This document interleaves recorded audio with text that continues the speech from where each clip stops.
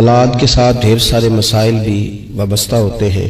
ان کے لیے ان کے والد اور ان کی والدہ کے ذمے جو حقوق اللہ رسول نے صلی اللہ تعالی علیہ وسلم عائد فرمائے ہیں ان کا خیال رکھنا بھی بڑا ضروری ہے۔ ہمارے ہاں یہ ہوتا ہے کہ ماں باپ یقیناً اولاد کے لیے اچھا ہی سوچتے ہیں، لیکن چونکہ ہماری سوچیں ہمیشہ دنیا داری کے گرد گھومتی ہیں اور ہمارے زمانے میں کامیابی کا معیار ہی لوگوں نے اقتدار کو، مال کو، جاہ و حشمت کو بنا لیا، تو پھر اپنی اولاد کے لیے بھی لوگ اسی کے حصول کو سب سے بڑا سرمایہ سمجھتے ہیں اور ہمیشہ بچوں کی یہی تربیت کرتے ہیں کہ انہیں مال کیسے جمع کرنا ہے، انہیں کس طرح سے معاشرے کے اندر حصول اقتدار کے لیے یا بڑے مناصب کے لیے کوشش کرنی ہے۔ نتیجہ یہ نکلتا ہے کہ ایک عجیب سی مادہ پرستی ماحول میں پیدا ہو جاتی ہے۔ اسلام تربیت اولاد کے حوالے سے ہماری جو رہنمائی کرتا ہے تو وہ ساری باتیں اس میں شامل ہیں۔ بچوں کو آپ رزق حلال کمانے کی تلقین 100% کریں گے، انہیں اس فن سے ضرور آگاہ کریں کہ وہ کبھی کسی کے دستے نگر نہ رہیں، کہیں انہیں ہاتھ نہ پھیلانا پڑے، لیکن ان کی روحانی، اخلاقی، مذہبی تربیت یہ بھی اللہ تعالیٰ نے ماں باپ کے ذمے لگائی۔ یا ایھا الذین آمنوا قوا انفسکم واہلیکم نارا، اے ایمان والو خود بھی دوزخ سے بچو اور اپنے گھر والوں کو بھی دوزخ کی آگ سے بچاؤ۔ ایسے اسباب اپنے بچوں کو سکھاؤ کہ کہیں وہ جہنم کے راستے پر نہ پڑ جائیں۔ ان ساری راہوں کا انہیں تعین کر کے دو جو جنت کی طرف جاتی ہے۔ ان کی جو اخلاقی زندگی ہے، ان کے کردار و عمل کا جو حسن ہے، اس کے لیے تم اپنے بچوں کی تربیت۔ ہمارے ہاں اگر پہلی بات تو یہ ہے کہ ہم بچوں کو بار بار اسی بات کی طرف گامزن کرتے ہیں اور مثالیں بھی دیتے ہیں تو اس طرح کی دیتے ہیں کہ فلانے کا بیٹا دیکھو کتنے پیسے کما رہا ہے، فلاں کا بیٹا دیکھو کتنے بڑے عہدے پر فائز ہو گیا ہے، اور فلاں کا بچہ دیکھو کتنا شہرت پا گیا ہے۔ تو پہلے تو مثالیں ہی دنیا داری کی، اور اگر دین کے لیے ہم قائل کرنا بھی چاہتے ہیں تو کچھ مثالیں سنا کر، کچھ باتیں بتا کر، کچھ تقریر سنا کر۔ تو یاد رکھیے گا تقریریں گھر سے باہر چلتی ہیں، گھر کے اندر عمل چلتا ہے۔ بچوں کی دینی اور روحانی تربیت کرنے کے لیے سب سے پہلے ماں باپ کو دینی اور روحانی زندگی گزارنی پڑے گی۔ بچے جس طرح باپ کو وقت پر ڈیوٹی پہ جاتا ہوا دیکھتے ہیں، انہیں اپنے باپ کو وقت پر اٹھ کے نماز پڑھتا بھی دیکھنا پڑے گا۔ کہ کبھی باپ کی آنکھوں میں آنسو آئیں اور بچے پوچھیں کہ ابا جی کو کیا ہے، تو اماں کہے پتر تمہارے باپ کو حضور کا مدینہ یاد آتا ہے۔ یہ چیزیں روحانی زندگی جب ہم گزاریں گے تو بڑی جلدی ہمارے بچوں کے اندر یہ چیزیں پیدا ہوں گی۔ لیکن یہ تو نہیں نہ ہو سکتا کہ آپ فصل گندم کی بوئیں اور کاٹنا چاول چاہیں، یہ ممکن نہیں ہے۔ ہم چاہیں کہ ہم گھر میں کوئی دینی کام نہیں کریں گے، لیکن پتر تیرے اوپر پابندی ہے، تو نے سارے دینی، روحانی، اسلامی سارے تو نے کام کرنے ہیں۔ میرے پاس لوگ بچے داخل کرانے آتے ہیں تو ایک جملہ وہ اکثر بولتے ہیں، وہ کہتے ہیں جی میں بچہ داخل کرانا چاہتا ہوں تاکہ میری بخشش کا ذریعہ بن جائے۔ تو میں کہتا ہوں یہ بات آپ کی ٹھیک ہے، حدیث پاک میں الفاظ موجود ہیں کہ اللہ تعالیٰ والدین کو اعزاز دے گا، لیکن آپ ماشاءاللہ باشعور ہیں۔ اگر آپ کو اس بات کا شعور ہے نا کہ بچے کی وجہ سے، حافظ قاری علامہ صاحب کی وجہ سے میری بخشش ہو جائے گی، تو اور بھی تو کئی چیزیں بخشش والی ہیں، آپ عمل کیوں نہیں کرتے؟ ان پر آپ توجہ کیوں نہیں دیتے؟ اس طرف بھی تو آپ غور فرمائیں۔ آپ کسی اور کے ذریعے سے جو بخشش چاہتے ہیں تو کوئی ایسا کام کرے نا کہ ہم رب سے دعا کریں تو اللہ ہماری وجہ سے کسی اور پر بھی فضل فرما دے۔ لیکن ہم اپنے آپ کو تبدیل نہیں کرنا چاہتے، اپنے اندر تبدیلی نہیں لانا چاہتے۔ ہم کوئی سویرے اٹھ کے کچھ مصلی کو، عبادت کو، اللہ کو ٹائم نہیں دینا چاہتے۔ ہم گھر میں سچ نہیں بولنا چاہتے۔ کیا ہمارے بچوں کو خبر نہیں ہے کہ ہم موبائل پہ کیا دیکھتے ہیں؟ کیا بچوں سے یہ بات چھپی ہوئی ہے کہ گھر کے اندر جو مال آتا ہے وہ کس طرح کا ہے؟ کیا ہمارے بچے نہیں دیکھتے کہ ہمارے باپ کا رویہ ہماری ماں کے ساتھ کس طرح کا ہے؟ کیا وہ چیزیں بنظر غائب غور سے ملاحظہ نہیں کرتے کہ ہماری اماں کا رویہ اپنے میکے کے حق میں کیا ہوتا ہے اور باپ کے والدین کے حق میں کیا ہوتا ہے؟ وہ ساری چیزیں جو ہمارے گھر میں ہو رہی ہوتی ہیں وہ بغیر ہمارے بتائے بچے اسے سبق لے رہے ہوتے ہیں۔ اس رستے کے وہ مسافر ہوتے ہیں جس رستے پر میرے گھر والے چل رہے ہوتے ہیں۔ تو اپنے بچوں کی اخلاقی تربیت کے لیے سب سے پہلے تو گرمیوں میں دوپہر کو سارے لوگ کے گاؤں میں سویا کرتے تھے، تو ایک بچہ، ایک نوجوان موٹر سائیکل پہ نا، اس نے بڑا سخت ہارن لگایا ہوتا تھا۔ تو وہ لاڈلا بچہ تھا، اپنے ماں باپ کا اکلوتی اولاد تھی، تو وہ گلی سے گزرتا تو میری والدہ بڑی ناراض ہوتی، کئی دفعہ برا بھلا بھی کہتی کہ اس کو شرم ہی نہیں آتی، یہ سوتوں کو جگا دیتا، اتنا سخت ہارن لگا دیا ہے۔ پھر کچھ عرصے کے بعد اس نے وہ ہارن کھیڑ دیا، اسی گلی سے گزرتا لیکن چپکے سے۔ تو بچہ شرارتیں کرنے والا شرارت چھوڑ جائے تو پھر بھی سوال کھڑا ہوتا ہے کہ کیوں چھوڑ گیا ہے؟ تو اماں جی کہنے لگی انہوں پوچھتے سے کی ہویا سو۔ میں نے اس سے ایک دن کہا کہ خیر ہے، تو مجھے کہنے لگا بھائی جان میرے گھر میں بیٹی پیدا ہوئی ہے۔ تو میری والدہ نے مینوں تھپکی دے کے کہ پتر ہے ہارن لا چھڑ تیاں دے پیو انج دے کام نہیں کرتے۔ میں اب صاحب اولاد ہوں تو اگر میرا کردار اس طرح کا ہوگا تو پھر لہجہ کیا ہوگا؟ میں نے چھوڑ دیے سارے کام، چونکہ میرے گھر میں بیٹی آ گئی ہے اور میری ماں نے مجھے کہا ہے کہ بیٹیوں کے باپ کا یہ لہجہ نہیں ہوتا، ان کے انداز بڑے شستہ بڑے صاف ہوتے ہیں، چونکہ گھر میں بیٹی نے آنکھ کھولنی ہے، اس نے وہ رنگ دیکھنا ہے۔ میں ایک دوسری بات بھی آپ کو عرض کرتا ہوں، میں کھانا کھا رہا تھا، گھر کے اندر بیٹھا تھا، تو میری گھر والی مجھ سے کہنے لگی کہ باہر بچہ بڑا بلک بلک کے رو رہا ہے مدرسے کا۔ میں نے کہا جلدی سے بلاؤ۔ وہ بچہ اندر آیا تو وہ کانپ رہا تھا اور اس کی حالت اس طرح کی تھی کہ شاید تھوڑی دیر میں گر جائے، تو مجھے تو کھانا بھول گیا۔ میں نے کہا پتر خیر ہے، کیا ہوا کیا ہے؟ تو بولے تو اس سے بات نہ ہو سکے، ہانپتے کامتے تڑپتے ٹوٹتے جملے۔ تو میں نے کہا بیٹے کیا بات ہے، چھوٹا سا بچہ ہے۔ کہنے لگا میں نے گھر ٹیلی فون کیا تھا، میرے ابا جی پھر میری اماں سے لڑ رہے ہیں۔ حضرت صاحب جب وہ لڑتے ہیں تو ہم چار پنجوں کے نیچے چھپ جاتے ہیں، خوف آتا ہے، میری بہنیں روتی ہیں، ہمیں کسی چیز سے اتنا ڈر نہیں آتا کیونکہ ہمارا والد پھر ہماری اماں کو مارتا ہے، خوف آتا ہے۔ آج گھر میں نا پھر ابا جی اماں کو پیٹ رہے ہیں، میں نے فون کیا تھا تو بہنیں رو رہی ہیں، آپ دعا کر دیں ہمارے گھر میں سکون ہو جائے۔ ہم تو اپنے بچوں کی آنکھوں میں آنسو نہیں دیکھ سکتے، پر یہ کس نے رلایا ہمارے بچوں کو؟ ماں باپ نے مل کے؟ کس نے تباہی کی؟ ان کے خیالات کیوں بکھر گئے؟ اتنا خوف کس چیز نے طاری کیا؟ یہ سکون کس نے چھینا؟ میں نے پھر ان کے والد کو بلایا، گزارش کی، اور مجھے امید ہے کہ وہ میری بات بھی سمجھ گئے ہوں گے۔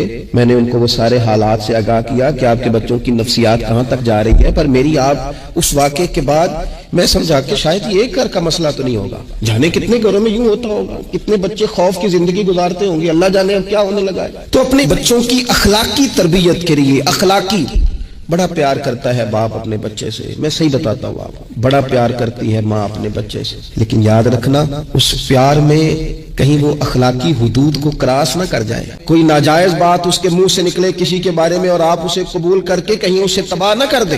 باپ میں نے دیکھا ہے یہ کام کرتے ہیں کہ بچے نے اگر کبھی کوئی تحفہ مانگ لیا ہے اور موقع آ گیا ہے تحفہ دینے کا تو باپ اوور ٹائم بھی لگاتا ہے۔ والد کہتا ہے اپنی فیکٹری کے مالک سے کہ میں تھوڑے تھوڑے کٹوا دوں گا، پر مجھے بچوں کے لیے گفٹ خریدنا ہے، ان کے کپڑے بنوانے ہیں، بڑی جان جوکھوں میں ڈالتا ہے، اور وہ کہتا ہے کہ میں اپنے بچوں کو مایوس نہیں دیکھنا چاہتا، میں اعلیٰ سے اعلیٰ چیز بھی لاؤں گا۔ پر آپ کو پتہ ہے اللہ کے پیارے رسول علیہ السلام نے فرمایا کسی باپ کا اپنے بیٹے کے لیے، اپنی بیٹی کے لیے سب سے بہترین تحفہ یہ ہے کہ وہ اپنے بچوں کو اچھا ادب سکھا دے۔ یہ سونا تحفہ دیا ہے باپ نے کہ اس بچے کو اس نے اچھی تربیت سے روشناس کرا، یہ خوبصورت تحفہ سونا کمال کر دی والد نے کہ اس نے اپنے بچے کے آداب زندگی میں ایک اچھے ادب کا اضافہ کیا۔ اپنا ہزاروں کا لاکھوں کا تحفہ لے کے آئے لیکن اس کی اخلاقی تربیت کریں، اس کے کردار میں جاذبیت پیدا کریں۔ ہو نہ آج بھی کوئی ماں ایسی جو غوث پاک کی ماں کی طرح کہے پتر بھوک کاٹ لینا پر جھوٹ نہ بولنا۔ ہو نہ کوئی ماں آج بھی ایسی جو بابا فرید کی ماں کی طرح یہ کہے پتر تجھے شکر پسند ہے پر ملے گی تب جب تو نماز پڑھ کے مصلی اٹھائے گا۔ ہو نہ آج بھی کوئی خواجہ بختیار کاکی کی ماں جیسی ماں جو سارا دن گھر میں سپارے پڑھتی رہے اور 15 سپارے یاد ہوں اور صبح شام پڑھے۔ او خدا کے بندو، کچھ چیزیں ایسی ہیں جو کردار کی روشنی سے نور پاتی ہیں، جو صرف عمل کے حسن سے دنیا کو حسین کر دیتی ہیں۔ بچوں کی روحانی تربیت، اخلاقی تربیت، ہم نا جو بچوں کو سبق دے رہے ہیں وہ محدود زندگی کا دے رہے ہیں۔ ہم مسلمان ہیں، ہمیں ہمارے دین نے کہا ہے کہ زندگی 60-70 سال کی نہیں، اس کے بعد بھی ایک زندگی ہے جو ہمیشہ رہنے والی ہے، ختم نہ ہونے والی ہے۔ ہم نے بچوں کو جتنے اسباق پڑھائے ہیں وہ دنیاوی زندگی کے لیے، روزی روٹی کے لیے، کاروبار کے لیے، شادی نکاح کے لیے، لیکن ہمیں ہمارے دین نے کہا ہے کہ انہیں وہ سبق بھی دو جو قبر میں بھی انہیں کامیاب کرے۔ قو انفسکم واہلیکم نارا، خود بھی دوزخ کی آگ سے بچو گے اور اپنے بچوں کو بھی بچاؤ گے، یہ اہتمام کرو۔ وہ خاص خوبصورتی جو ہمارے دین نے کہا ہے کہ ان کی اخروی زندگی میں ان کے کام آئے۔ دیکھیں نا نبی پاک صلی اللہ تعالی علیہ وسلم نے 3 چیزیں ہمارے ذمہ لگائیں، فرمایا اپنی اولاد کو سکھاؤ۔ یہ باپ کے ذمہ لگائی ہیں حضور نے چیزیں، ماں کے ذمہ لگائی ہیں، فرمایا یہ اپنی اولاد کو سکھاؤ۔ 3 چیزیں یا رسول اللہ صلی اللہ علیہ وسلم کون کون سی؟ فرمایا ایک تو اپنی اولاد کو اپنے نبی کی محبت سکھاؤ۔ اس کا مطلب ہے ابا کو نعت پڑھنی چاہیے نا، اس کا مطلب ہے اماں کو نعت آنی چاہیے نا، اس کا مطلب ہے حضور کے قصیدے یاد ہونے چاہیے نا، اس کا مطلب ہے نا کبھی بازو تھام کے باپ کا ہے نا پتر چل آج فلاں جگہ تجھے لے جاؤ، وہاں مدینے والے کی باتیں ہوں گی۔ اس کا مطلب ہے کہ اسے باپ کو ان سارے رستوں کا تعین تو بیٹے کا بازو تھام کے اسے کتنی جگہوں پہ لے گیا ہے. چل ایک دن یوں بھی کہا تھام اس کا بازو اور اسے حضور کے مدینے بھی لے جا کر محبوب کے سامنے کھڑا. فرمایا اپنے بچوں کو اپنے نبی کی محبت سکھاؤ, اور فرمایا دوسرے کام یہ کرو کہ اپنے بچوں کو اپنے نبی کی اولاد کی محبت سکھاؤ. سکھائی حضرت عمر نے جناب عبداللہ ابن عمر کو محبت, تو پھر انہوں نے محبت کی اپنی اولاد کو اپنے نبی کریم کی اولاد کی اہل بیت کی محبت سکھاؤ. اور تیسرا حضور نے ذمہ لگایا کہ اپنے بچوں کو قرآن پاک کی تلاوت سکھاؤ. یہ ماں باپ سکھائیں, پہلے خود سیکھیں پھر اپنے بچوں کو سکھائیں. انہیں کہ پتر آ بیٹھ میرے پاس بیٹھ کے قرآن شریف پڑھ, میں تجھے پڑھاتا ہوں. تلاوت کلام مجید تو ہر مسلمان کے لیے صحیح تلفظ سے سیکھنا ضروری ہے, تو پہلے سیکھیں پھر سکھائیں. تو ان کی اخلاقی تربیت, روحانی تربیت, دو انسان کی تربیت کے مزاج ہوتے ہیں, ایک اس کی ظاہری تربیت ہوتی ہے, ایک اس کی باطنی تربیت ہوتی ہے. اس کے ظاہر کا بھی خیال کریں. نبی پاک علیہ السلام کے سامنے ایک بچہ کھانا کھا رہا تھا تو جہاں سے مرضی کھا رہا تھا, تو اللہ کے پیارے رسول صلی اللہ تعالی علیہ وسلم نے فرمایا سیدھے ہاتھ سے کھاؤ اور اپنی سائڈ سے کھاؤ,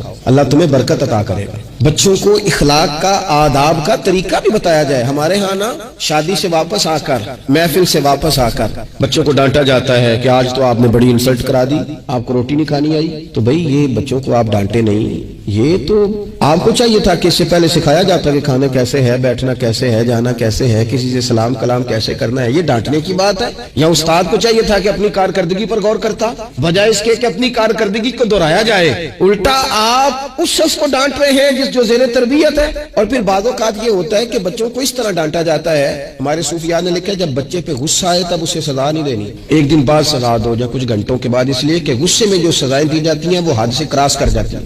بچوں کو مناسب انداز میں سزا دینا بھی شریعت میں موجود ہے. سب سے زیادہ حضور پیار کرتے ہیں امت سے, لیکن نبی پاک صلی اللہ تعالی علیہ وسلم نے فرمایا 7 سال کے بچے کو نماز کا کہو اور 10 سال کا نہ پڑھے تو سزا دو, اسے مناسب حد تک تنبیہ کرو, سزا دے کے بھی پڑھاؤ. قرآن مجید کا 17واں پارہ ہے, سورۃ الانبیاء ہے. اللہ کریم نے پہلی آیت میں ارشاد فرمایا کہ اقترب للناس حسابہم, فرمایا لوگوں کے حساب کا وقت قریب آ گیا, وہم فی غفلۃ معرضون, اور وہ ابھی بھی غافل ہو کر منہ پھیر رہے ہیں, غفلت میں منہ پھیر کے پھر رہے ہیں, حالانکہ اقترب للناس حسابہم, ان کے حساب کا وقت قریب آ گیا. جس کی عمر کل 70 سال ہے, اگر اس نے 35 سے اوپر گزار لی ہے تو پھر اس کے تو حساب کا وقت قریب آ ہی گیا ہے نا. لیکن ابھی بھی وہ غافل ہے, ابھی بھی دنیا داری کا مد و جزر ہے, ابھی بھی وہی اس کے کیف و سرور ہے. فرمایا غافل نہ بنو, جو دم غافل سو دم کافر, سانو مرشد اے ہو پڑھایا. دیکھیں نا, ایک آدمی مجبور ہوتا ہے اور ایک غافل ہوتا ہے, ان دونوں میں فرق ہے. ایک شخص کہتا ہے کہ رستے میں آتے ہوئے حادثہ پیش آ گیا تھا, خدا نہ خواستہ, تو یہ مجبوری ہے. اور ایک یہ کہتا تھا کہ میں نا رستے میں کہیں کھڑا ہو گیا تھا, دھیان لگ گیا تھا, اس پر غصہ ہے. غفلت نہ ہونا چاہیے. حضرت سیدنا انس بن مالک رضی اللہ تعالی عنہ فرماتے ہیں جب یہ آیہ کریمہ نازل ہوئی تو میں مسجد سے باہر نکلا تو ایک صحابی اپنے مکان کی چھت بنا رہے تھے, تعمیر کر رہے تھے, اور چھت تک مکان پہنچ گیا تھا. میری طرف دیکھ کر فرمانے لگے کوئی نئی آیت نہیں نازل ہوئی؟ تو میں نے کہا ہاں, آیت تو حضور نے پڑھ کے سنائی ہے, اقترب للناس حسابہم, لوگوں کے حساب کا وقت قریب آ گیا, وہم فی غفلۃ معرضون, اور وہ ابھی بھی اعراض کر رہے ہیں, منہ پھیر رہے ہیں اپنی غفلت میں. فرماتے ہیں جب میں نے انہیں یہ آیت سنائی نا, تھوڑی دیر کے لیے وہ خاموش ہو گئے, چپ کر گئے. پھر وہ نیچے اترے, انہوں نے ہاتھ جھاڑے اور مسجد نبوی کی طرف بڑھ گئے. میں نے کہا کہاں جا رہے ہو, مکان نہیں بنانا؟ تو فرمانے لگے تمہیں نے تو کہا ہے کہ حساب کا وقت آ گیا ہے, ابھی تو تم نے آیت سنائی ہے, تو اب میں مکان بناتا رہوں؟ اب تیاری کرتے اللہ کی بارگاہ میں حاضر ہونے, اب تیاری کرتے. ایک بات ہمارے بزرگ فرمایا کرتے تھے, وہ کہتے تھے لوگ نوکری سے بھی ریٹائر ہو جاتے ہیں, گھر کے کام کاج سے بھی ریٹائر ہو جاتے ہیں, ایک وقت ایسا آتا ہے کہ من پسند کھانوں سے بھی بندہ ریٹائر ہو جاتا ہے, معدہ ہی برداشت نہیں کرتا, کھا ہی نہیں سکتا. فرمایا کرتے تھے دعا کرو اللہ ہمیں گناہوں سے ریٹائر ہونے کی توفیق عطا کرے, وہ اصل چیز ہے, اس سے بھی ہم ریٹائر ہو جائیں. تو اس آیہ مقدسہ میں اللہ تبارک و تعالیٰ نے اس بات کا ذکر فرمایا اور فرمایا کہ وہ غافل ہو کے پھر رہے ہیں، دین کی باتوں سے روح گردانی کرتے ہیں، جب کوئی نصیحت کی کوئی نئی بات ان کے پاس آتی ہے تو توجہ سے سنتے نہیں، اور بس کھیل تماشے کے انداز سے سنتے ہیں، اور نبی کو اپنے جیسا بشر قرار دیتے ہیں، قرآن کو جادو، خواب پریشاں، شاعری اور خود ساختہ کلام قرار دیتے ہیں۔ قرآن نے بتایا کہ پہلے رسول بھی حاملین وحی تھے، وہ بھی کھاتے پیتے تھے، بشری تقاضے اور نبوت و رسالت کی عظمت اور شان کے خلاف نہیں ہوتے۔ اس کے بعد پچھلی قوموں کی سرکشی اور ان پر نازل کیے جانے والے عذاب کے آنے پر ان کے اقرار جرم اور ندامت کے رائیگاں جانے اور ان کے نیست و نابود ہونے کا ذکر ہے۔ آیت نمبر 22 سے لے کر اللہ تعالیٰ نے تقریباً آیت نمبر 24 تک پھر اپنی وحدانیت کے دلائل بیان فرمائے، زمین و آسمان کی تخلیق، صبح و شام کا آنا جانا، ان باتوں کا پھر سے ایک دفعہ ذکر فرمایا۔ آیت نمبر 25 میں فرمایا کہ ہر رسول کی طرف اس امر کی وحی کی جاتی رہی کہ اللہ وحدہ لا شریک ہے اور صرف وہی عبادت کے لائق، اللہ کے علاوہ کوئی عبادت کے لائق۔ فرمایا یہ میں نے ہر نبی کو وحی کی، یہ ہر رسول کو کہا، اللہ کے علاوہ کوئی عبادت کے لائق، اللہ کے علاوہ کوئی عبادت کے لائق۔ بڑا ہی پسند ہے یہ جملہ اللہ کو، لا الہ الا اللہ، یہ اللہ کے علاوہ کوئی لائق عبادت ہے ہی نہیں۔ آیت نمبر 30 سے اللہ تعالیٰ نے تخلیق کائنات کے سلسلے کو بیان کرتے ہوئے فرمایا کہ آسمان اور زمین بند تھے تو ہم نے ان دونوں کو کھول دیا، اور ہم نے پانی سے ہر جاندار چیز بنائی۔ دروازے بند بھی ہم نے کھولے ہیں اور ہر جاندار چیز ہم نے پانی سے بنائی۔ پھر آیت نمبر 35 میں قانون قدرت بیان کیا کہ ہر نفس نے موت کا ذائقہ چکھنا ہے، یعنی ہر ذی حیات پر موت آئے گی، جو زندہ ہے وہ مرے گا بھی۔ الاشیاء تعریف بھی ازدادیہ، چیزیں اپنی ضدوں سے پہچانی جاتی، دن ہے تو پھر رات بھی آئے گی، صبح ہے تو شام بھی ہوگی۔ اسی طریقے سے یہ یاد رکھیے گا کہ اگر کوئی زندہ ہے تو اس پر موت بھی آئے گی۔ آگے چل کے بتایا کہ قیامت اچانک آئے گی، حیرت زدہ کر دے گی، نہ کوئی اسے رد کر سکے گا اور نہ کسی کو مہلت دی جائے گی، اچانک آ جائے گی۔ آیت نمبر 42 سے اللہ کے سوا جتنے بھی معبود ہیں سب کی نفی کر دی گئی۔ آیت نمبر 46 میں فرمایا کہ جو لوگ عذاب کا مطالبہ کرتے ہیں، اگر ان کو اللہ کے عذاب کا جھونکا بھی لگے، ہلکی سی ہوا بھی لگے، تو یہ اپنے ظالم ہونے کا اعتراف کر لیں۔ اللہ اکبر۔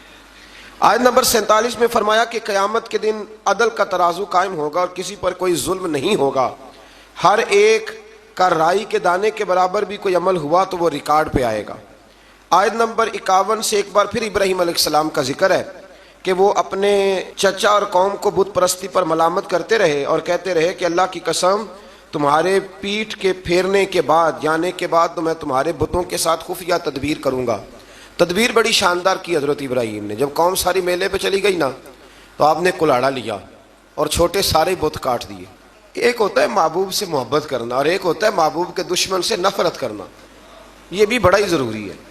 اللہ اکبر۔ یہ بھی جب بدر کی جنگ ہوئی نا تو اب رشتہ دار ایک دوسرے کے آمنے سامنے تھے۔ حضرت ابو عبیدہ بن جراح، ان کے والد آئے تھے مقابلے میں بیٹے کے، رشتہ دار آمنے سامنے تھے، تو وہاں ایک جملہ ہے تاریخی جو حضرت عمر فاروق نے فرمایا، ایک تاریخی جملہ ہے، یہ محبوب کے دشمن سے عداوت رکھنا۔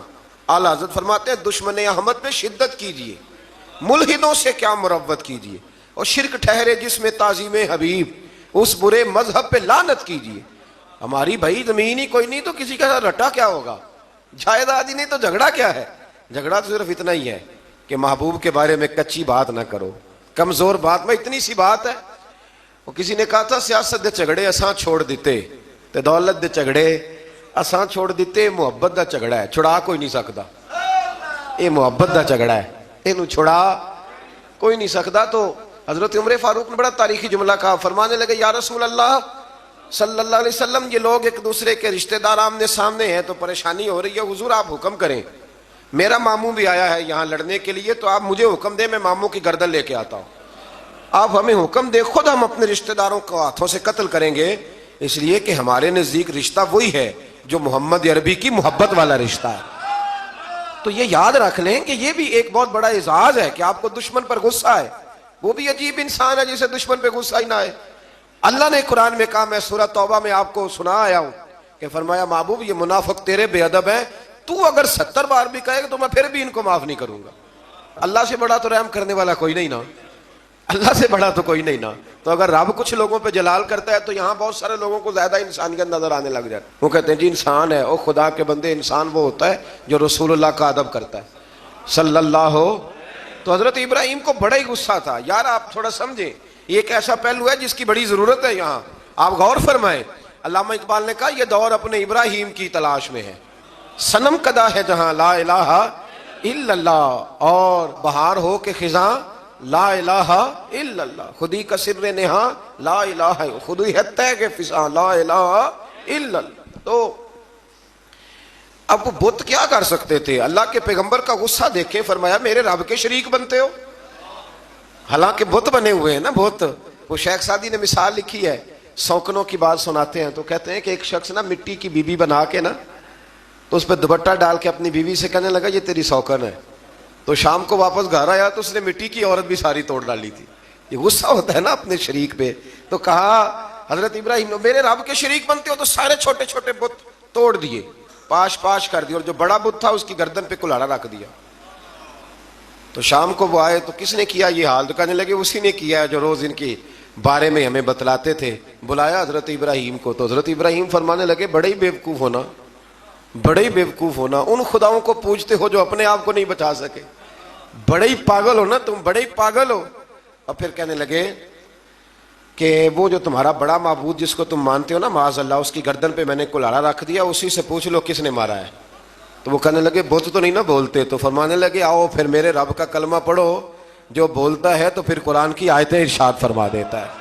اب کافر کا یہ حال ہے کہ دلیل سے لوگ عاجز آ جاتے ہیں تو لڑائی کرتے ہیں. انہوں نے کیا کیا؟ انہوں نے کہا پکڑو اسے آگ میں ڈال دو.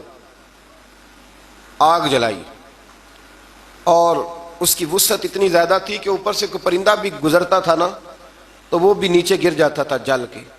میلوں تک آگ جلائی. کس کے لیے؟ ایک بندے کے لیے. اس لیے کہ نمرود کو پتا تھا بندہ تو ایک ہے پر اس کے پیچھے طاقتیں خدائی ہیں. اور آگ میں ڈالا حضرت ابراہیم کو. اے آگ ابراہیم پہ ٹھنڈی بھی ہو جا اور سلامتی والی بھی ہو جا. یہاں مفسرین نے لکھا ہے اگر خالی ٹھنڈی ہونے کا کہا جاتا تو زیادہ ٹھنڈی ہو جاتی. تو اللہ نے فرمایا زیادہ ٹھنڈی نہ ہونا, سلامتی والی ٹھنڈی ہونا, جس ٹھنڈک کو برداشت کیا جا سکے. تو ان کے تو معبود بھی اپنے آپ کو معاذ اللہ نہ بچا سکے, اور جناب ابراہیم کے رب نے انہیں بچا لیا. پھر نمرود کلمہ پڑھ گیا تھا, حضرت ابراہیم آگ سے نکل آئے نا, پڑھ گیا تھا کلمہ, ختم اللہ علی قلوبہم. کچھ لوگوں کو اللہ نے سزا دی ہے کہ ان کے دلوں پر مہر لگا دی. آیت نمبر 78 سے حضرت داؤد اور سلیمان علیہ السلام کے ایک مقدمے کا ذکر ہے جس میں حضرت داؤد نے فیصلہ کیا تو جناب سلیمان علیہ السلام نے اس کے برعکس فیصلہ کیا. تو اللہ تعالیٰ نے فرمایا کہ ہم نے سلیمان علیہ السلام کو صحیح فیصلہ کرنے کی سمجھ عطا فرمائی. دونوں باپ بیٹا تھے نا, تو فرمایا ہم نے سلیمان کو صحیح فیصلہ کرنے کی سمجھ عطا کی ہے, اور ہم نے دونوں کو قوت فیصلہ اور علم عطا کی. اب یہاں بات سمجھنی ہے, ایک نے فیصلہ ٹھیک کیا ہے اور ایک کے فیصلے کو قرآن نے ٹھیک قرار, لیکن اللہ فرماتے ہیں قوت فیصلہ ہم نے دونوں کو دی ہے اور علم بھی ہم نے. اس کا مطلب یہ ہوا کہ پھر امام شافعی, امام اعظم, امام مالک اور امام احمد بن حنبل, فیصلے کی قوت اللہ نے سب کو عطا فرمائی. کسی نے کوئی فیصلہ کر دیا اور کسی نے کوئی فیصلہ کر دیا. تو یہ اجتہادی معاملات ہیں, جو جس کے پیچھے بھی چلے گا اللہ اسے رائے ہدایت ہی عطا فرمائے گا. تو اس سے یہ بات بھی معلوم ہوئی کہ ایک عدالت اگر فیصلہ کرے تو دوسری میں نظر ثانی کے لیے مقدمہ لے جانے کی اجازت ہے. یہ بھی اس سے ایک بات ثابت ہوتی ہے. اس کے بعد اللہ تعالیٰ نے داؤد علیہ السلام کے معجزات کا ذکر فرمایا ہے, یعنی پہاڑوں کا ان کے تابع ہونا, پہاڑوں اور پرندوں کا ان کے ساتھ مل کے تسبیح پڑھنا, اور جنگ سے حفاظت کے لیے ان کا زرہ بنانا. اسی طرح ہوا کو سلیمان کے تابع کرنا علیہ السلام, اور جو ان کے حکم سے ان کے تخت کو ہوا میں اڑا کر لے جاتی تھی, اور جنات کو ان کے تابع کرنا, وہ ان کے حکم سے کام کرتے تھے. جنات بھی, جن بھی تابع ہوتے ہیں اللہ کے نبیوں کے. جب نبی پاک طائف سے واپس آئے تھے تو حضور پریشان تھے, تو جنوں کی جماعت نے آ کے کلمہ پڑھا. کہا یا رسول اللہ اگر وقتی طور پر انسان نہیں مانتے تو ہم تو حاضر ہیں نا, ہمیں کلمہ پڑھا دیں. جن رسول اللہ کے غلام بنے. تو حضرت سلیمان کا تخت بھی ہوا میں اڑتا تھا. کبھی کسی زمانے میں لوگ اس پر اعتراض کرتے تھے کیسے اڑ سکتا ہے, جب سے جہاز اڑنے لگ گیا ہے نا اب سائنسدانوں نے اس پہ اعتراض کرنا چھوڑ دیا ہے، باقی بھی ساری چیزوں پہ چھوڑ جائیں گے آہستہ آہستہ۔